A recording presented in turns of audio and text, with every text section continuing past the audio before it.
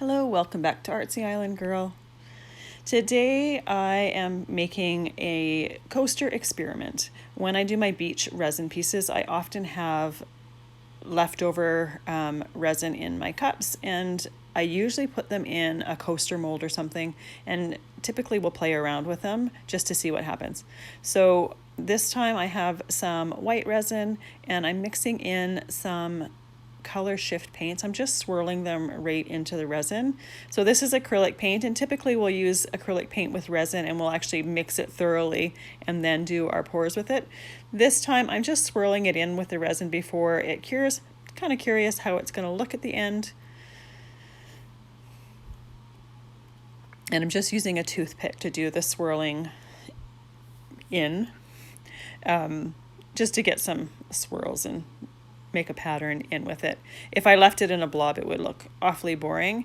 And even though if you use several different colors of resin, they'll kind of blend together. If you just put acrylic paint on it, it's pretty much going to stay in the same spot. It's not going to blend with the rest of it. So you definitely need to be able to manipulate it in some way, shape, or form. So I'm just using a toothpick with the second color. The second color is a pink. The first one was a violet color.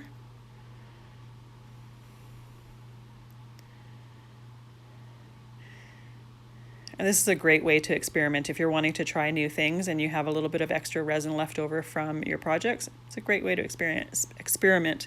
So when you do the coasters, it ends up having a lip because the resin does shrink a little bit as it cures. So this is the next day. I happen to have some clear resin left over from another project. So I'm just going to pour it over the top, and I'm putting it all the way to the edges, letting that cure. Now I'm taking it out of the mold.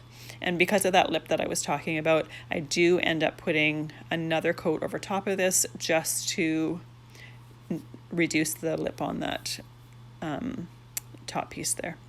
So the paint actually didn't really move a lot while it cured. I was kind of curious if it would or not. It did sink a little bit, so you could see it on the bottom side of the coaster, but it pretty much stayed exactly where I wanted it. So now I've got the coaster out of the mold. I'm adding one more layer of the clear top or clear coat to the top, and that's going to completely eliminate the ridge that develops when you're pouring it within a mold. I'm taking my stir stick and I'm just using that to push it against the edges. Hope you enjoyed my experiment. Have a great day.